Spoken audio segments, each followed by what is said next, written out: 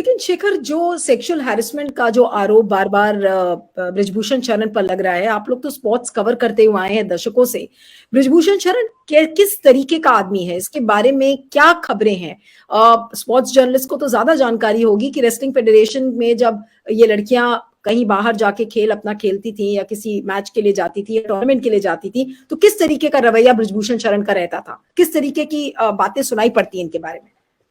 देखिए, आज से नहीं, सालों से 2012, 14, 16 से तो बहुत ज्यादा शुरू हो गया था। 2016 में तो इनफैक्ट हमने एक खबर भी की थी कि लखनऊ में एक कैंप चला हुआ था, वहां पर सेक्सुअल हैरेसमेंट का। एक लड़की आई, उसने मीडिया में बात की थी कि मेरे अगेंस्ट उन्होंने कि मुझे ऐसे मेरा उत्पीड़न किया जा रहा है। बात को दबा दिया गया और ऑब्वियसली क्योंकि सभी कैंप उसी इन्हीं के एरिया में लगते हैं, सभी जो टूर्नामेंट के जितने भी वार्म अप कैंप्स होते हैं, जितने भी कोचेज हैं, उसी साइड से अपॉइंट होते हैं। तो ये बड़ा सीरियस मामला है। और दूसरा, जब कहीं खेलने जाते थे तो सुनते थे, देखिए अब हम तो उस टीम होटल में, हमें जगह नहीं मिलेगी, ये सुनते थे कि सेम फ्लोर पे इनको रुकाया जाता है। अगर एक फ्लोर में मान लीजिए 10 रूम है तो 9 में लड़कियां होंगी, एक में बृजभूषण सिंह होंगे। अगर ये सच में मामले, ये बहुत सीरियस मामले हैं अगर ये लड़कियां बोल रही हैं। और दूसरा, फिजियोथेरेपिस्ट एक अभी निकल करके आया था इसी दौरान में, फिजियोथेरेपिस्ट आया, उसने टेस्टिफाई किया जनता के सामने, मीडिया के सामने, कि मुझे 3 लड़कियों ने, जो कि तीनों लड़कियां अननोन है, वो ऐसी नहीं है कि वो विनेश फोगट या गीता फोगट या इस तरह की नोन रेसलर्स हो।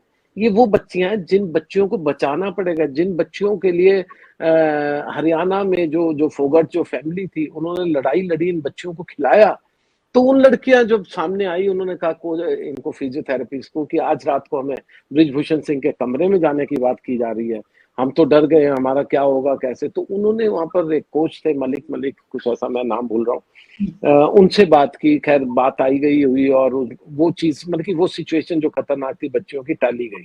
तो अगर इस चीज ऐसे, अगर आप पे इल्जाम या ऐसी बातें सामने आती है, तो दिल्ली पुलिस का मामला सिर्फ ये तो है नहीं कि तेजिंदर बग्गा को बचाना, या दिल्ली पुलिस का या यूपी पुलिस का ये मामला तो नहीं है कि आपको सिर्फ हाथरस कोई बच्चा कोई जर्नलिस्ट जा रहा है, उसको उठा करके 2-2 साल जेल में रखना, बिना किसी मामले में उसको टाडा लगा देना। टाडा नहीं, आजकल तो यूएपीए होता है, यूएपीए को लगा देना। मतलब कि ये सब काम नहीं है ना दिल्ली पुलिस का या इन पुलिस वालों का। ये भी काम है कि बच्चियां, जिसको प्रधानमंत्री जी बहुत अच्छे से स्लोगन देते हैं कि बेटी बचाओ बेटी बढ़ाओ, इन बेटियों को बचाओ।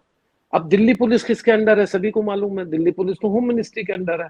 इसमें अब जब स्वाति मालीवाल या कोई और व्यक्ति जाएगा तो ऑब्वियसली उनको भी घसीटा जाएगा।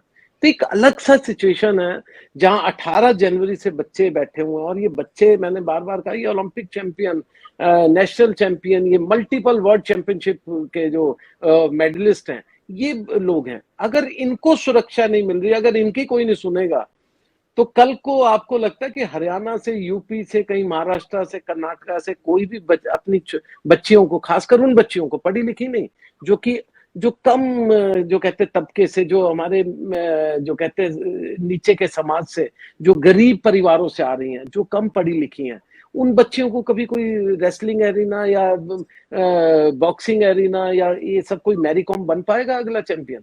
कुछ नहीं। आज मेरी जो मुझे प्रॉब्लम है वो मैरी कॉम से या पीटी उषा से, क्योंकि ये उन्हीं फैमिली से उठ करके आई थी।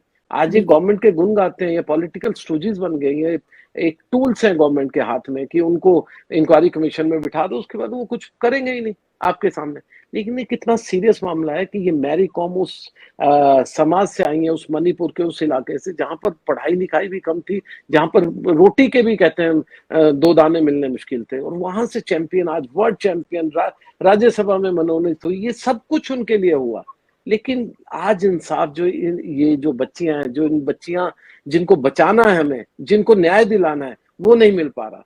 तो ये कहीं ना कहीं बहुत सीरियस क्वेश्चन मार्क लगाता है हमारे समाज पर, हमारी ईमानदारी पर, और इन पॉलिटिकल सिस्टम पे खासकर, जो ये कह रहे हैं कि बातें बड़ी बड़ी कर दो इलेक्शन के टाइम में, लेकिन जो एंड रिजल्ट है वो बिल्कुल जीरो है और इन बच्चियों को कोई इंसाफ नहीं मिल रहा।